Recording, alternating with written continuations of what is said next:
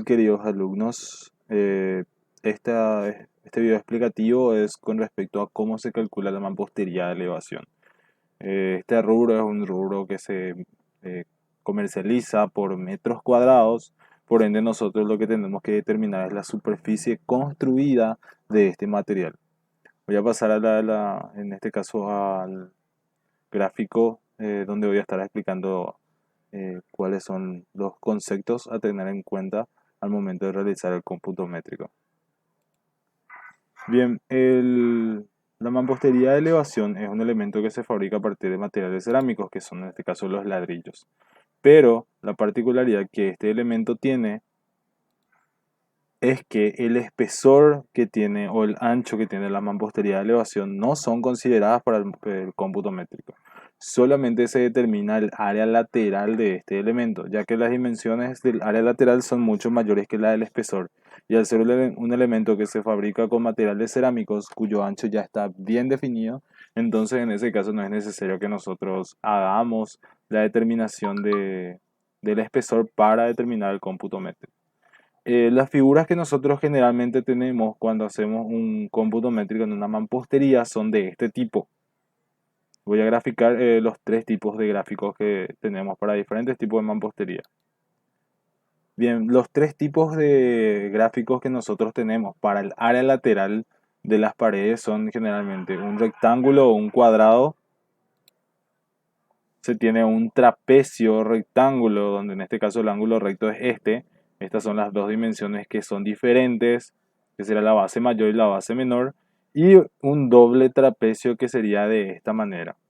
¿Qué es lo que nosotros tenemos que determinar al momento de realizar estos elementos? Determinar en este caso las alturas H1 para esta figura es bastante sencilla ya que tiene una sola altura y determinar la longitud de este elemento, es decir, L. Teniendo esas dos dimensiones, nosotros podemos determinar el valor del área. En el caso de un trapecio como el que está acá, esto representa una altura 1, lo siento, es una altura 1. Esto representa una altura 2. Y esto representa a una longitud que nosotros tenemos que tener entre esas dos alturas. Entonces con estos dos valores nosotros determinamos el área, teniendo para un trapecio acostado, o sea, en este caso un trapecio con alturas que son la base mayor y base menor, y en este caso para un rectángulo que tiene estas dimensiones, ¿verdad? Esto es H1 y este es L. Ahora, cuando nosotros realizamos la determinación del cómputo métrico para un doble trapecio, como el que tenemos en el gráfico del costado, nosotros lo que tenemos que tener es el valor de las alturas que hay a los costados. Este sería H1, este sería H2,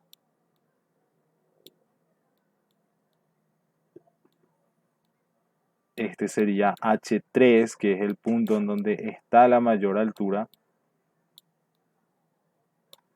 y se tienen las diferentes distancias que hay.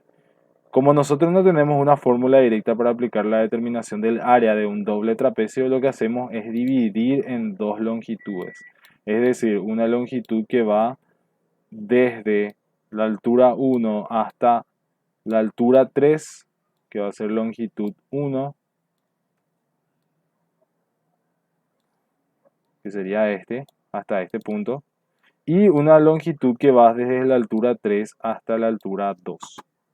En este caso esto es L2.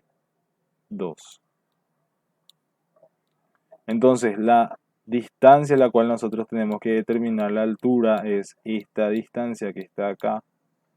Hasta este punto tiene que estar nuestras longitudes que nosotros tenemos que determinar. Y con esto nosotros aplicamos las mismas fórmulas para poder determinar esto, el valor del área. O sea, la suma de dos trapecios de este tipo corresponde al doble trapecio. Entonces nosotros trabajamos de esa manera para hacer el cómputo métrico.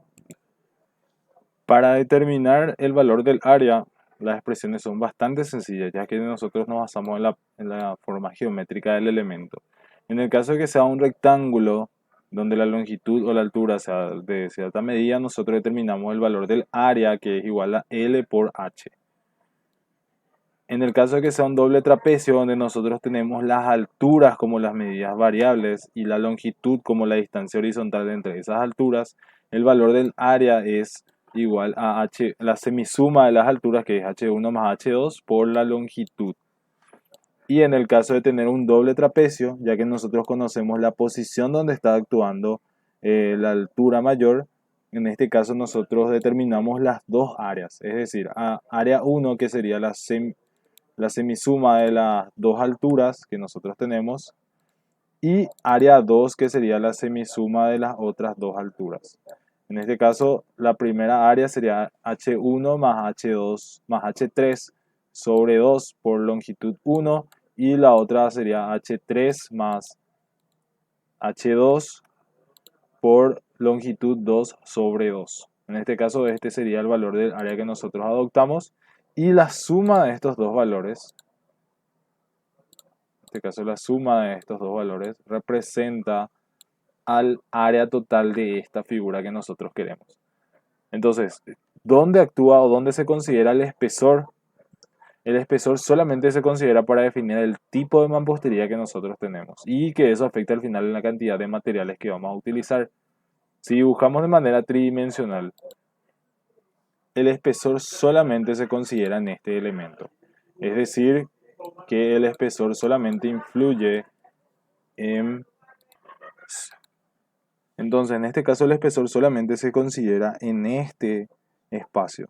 Este espesor obviamente depende de la dimensión del ladrillo que yo utilice, ¿verdad? Puede ser una mampostería de 30 centímetros, puede ser una mampostería de 15 centímetros, puede ser una mampostería de 20 centímetros, pero eso no va a afectar en el cómputo métrico del elemento que yo estoy haciendo. En este caso, el del área lateral de la figura, que sería el área de la pared que yo estoy construyendo. Entonces, en este caso, lo que nosotros determinamos al hacer el cómputo métrico son las dimensiones horizontales de todas las paredes, que eso se mide en la vista en planta del elemento. Las alturas se definen por procesos constructivos, que nosotros adoptamos las alturas mínimas, y a partir de las alturas mínimas, según cómo se vayan construyendo las paredes, determinamos cuáles son las alturas mayores. En este caso, las paredes que son del tipo trapecio se determinan a partir de esta altura y se obtiene el valor de esta segunda altura. Y las paredes que son de este tipo se determinan de ambos lados. Se determina a partir de una altura, se obtiene la altura 3, y de la altura 3 se obtiene la altura 2. Todo eso viene relacionado a la forma que va a tener la pared al momento de estar terminada, y que eso depende justamente de las condiciones constructivas que se van a adoptar y del tipo de techo que nosotros tenemos, ya que las paredes son los únicos elementos de la construcción que están en contacto directo con el techo, y ya que el techo a nosotros nos define la forma que va a tener las paredes. Entonces, esta es la explicación breve de cómo se calcula las mamposterías de elevación, y posterior tenemos el video para el cómputo métrico de la casita que estamos trabajando en clase. Espero que les guste.